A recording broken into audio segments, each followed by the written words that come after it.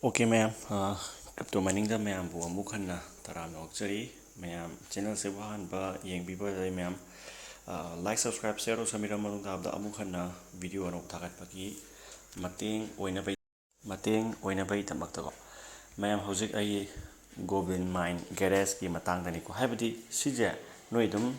hana dum taning am da be ai ko si aina taning gera or taning ro gera video na mi se kai no da akhoi YouTuber oiba akhoi da akhannaba mi khara tax khara pirei ba khoi da ko tax e ko ai moina di ngasai gi manipuri khangoi da mina manipuri khangoi da mina ko aina keno ne ba ngangi se wari se ko tax khara pirei ba khoi da ko kari tax so hara kan da week amda mogi video se ahum la ni rak natra or one day da video ani rak ahum nammo nama piri ba hojik se hek nam da ba matam ne kamai tau ge da nang na thagat liba or content mayam or nang na thagat liba or nangi account se khogi bonus reward amta phang da ba ko natraga account si asa bani fake ni kho ni haina adu mama tau do re ba hojik se ko ati akhoi oi na ni ko haidi common gi natte ko haisa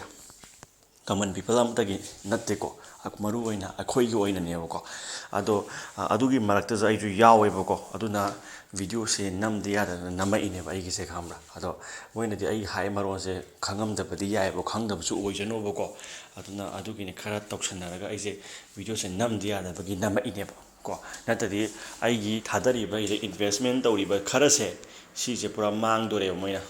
ko te noi gi na te ko e kamal ka kangu na te ko YouTuber kangu khara ta selective oina aina moida hang bane ba ko kari gi no sumai to we je ai account atoba ti to di ko te hi to se noi di selected hai badi noi da khudong jaba myam phangi ni plus noi na sumai na khoi gi haidi mamang da moi YouTuber kangu na khara katukan tawraga kana ba khara thok ga moida gi fake ID ke ka tawraga seran turan khatau gi ba ga yaw ba jani da aduna akhoi poche kyam legit oiba oidabna khoina tawri poche kyam sengi bano sengdri bano na haiba poche moina yengthok pai oira male ba si poche ko aduna namde yadana namai ne video ai je yam namning bagi yamna profit phangu ba yamna kana ba phangi haide namba natte ba ai hen tanjagre ba nami je khambra aduna adui khalagade myam kitang beer hadi kitang beer do bio ko update se pang nei traga ju ai mamang de update ai haidi haijagre na ngarang na hal ade haijagre na ko Goblin garage ki oiba update se smai lak tore khotore na ko ai de haijagre aduna ne ai je keno to re je hajik je nam de ya da na namai se video se ko adugi da magan nam mane do myam kitang beer do bi ko aduna account khar selective account da hajik na moina tawri se kari no hara kanda maru ba point mo ntaw se kari no hara kanda ngasagi fake account am sare project se fake account am sare ga VPN sinna gam sare ba ado moida paisa je kitang moida hoi kasu budi moi kasu mang ben natte ba ko adu ja su fake account me am duna moida yam phak ta oirak pa do adu oidana bai damak ta moina khauji je khandok ba haubre ba adu gi ne ba ko noida su account atai tai phana oigera oirogera noidasu account ban chaba yaura gadi noiju VPN sina ba khobi tawrum tara gadi tawbiru no ba ko hayang pharak ta gane ba ko aduni leiriba phibam se maru oina haira gadi ko balance te yeng si hegi te ko phanam lai to bani ai je withdraw ji pai gi tawrum ni si bo withdraw je ko am tawra bani withdraw 1.8 khak le je gan phanam tawram ni gen withdraw di history da car sol adu sol ko myam leis aduna hajik keno se poche aduna akhoi yam lure aduna Goblin mine game da la matam da di pura aroi bim lak to re ko aduna pura profit patana phangni khale ko ada moi si poche ai yam thajari se kai gina ka sidari am trusted oi thami se kai no da si mai token automatically han launch taw lai gre ko token launch or moi token do mange de moi na katukan taw ge moi token do thuai ta ba token do mang han ta ba ko market lo phok ta ba loina adu da di oroi thabak ne ko market eu na sat khaba hai ba se ora roi ba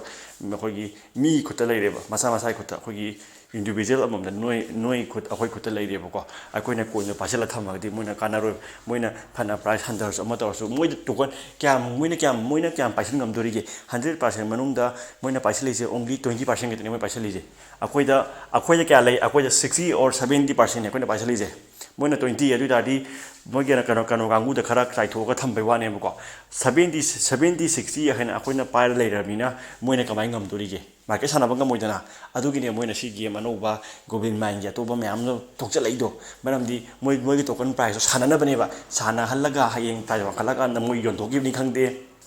kai thoki ni khangde ma tawdoi ne bako adugi angka ne ba lai film je ko adugi ni sanari ba angka je ko adu moi phatte habna taba ina angka je ko phai moi phai adubu thoingi tawri ni hai bi potoni ko aina maru aina hai rei je ko adugi ni ado video je amuk yam sang gi tare ko ado sum maru eba point nga tani aina haijai se ko ana ai account je ben chadne bai da makta tawbane hadi account adi sigi goblin mine gi se ko adugi tamakta tawbane aduna adum hadi fazana dum support tawbiyo mayam chu ko aduga kano tawjage mayam gi su dum ai pai gi do umtang update tawke tawbane aduga pai gi adu kado ba ruby gi su update amtang tawroge han taw leibane ai je adu taseng na haigadi mayam nadi ai adu reply halakte khote na kharam basu yai ba ko reply taseng ai haning da bana te ai sati na haningi ko hojik se taseng na haire gadi kai no har kanda ai je adum phadana haidok ba matam da ko khoi father je na leire ba ko taseng na haige ba ko yam thina aruba kan hadi nare phadana nare haida ko aduna tension je ai je pura tension je chai ba ko ana amada focus obusu ngamde focus obusu ngamdre ba ko ana hoi athuna phagalakpadi oisunu ko phadi phagale dum ato kitang week si ma te kitang di wa gi do male ai ta sengna nahan dei namak thiduna ai je net pusanda ba bai badi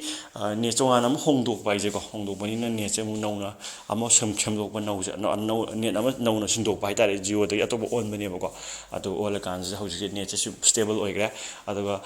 yare net je phajana stable oire phangi har kan da mu namage tar kan da mu nasalak bane pos ko hauji covid ki film ni ko nandra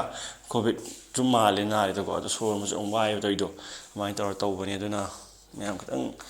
wa kan waro bi biya te ko ai so ngam ba hona jage myam gu sudum mateng pang jage ko ana ai mai nung stick ko mai stuck to le ko ruby nam ga ni pai nam ga ni every game myam le se update myam anova year rom dai taw thik taw dro bane ke no da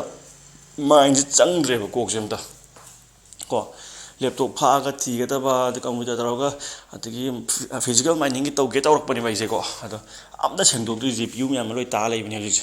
ma to jre ko adu ge ni je myam waro bi ya de ko ado update tam ngai mina si share sin jage myam step by step mina singa mina si myam join to ni mota ti ma khari feeling je ge jon to mi mo thank you and good night.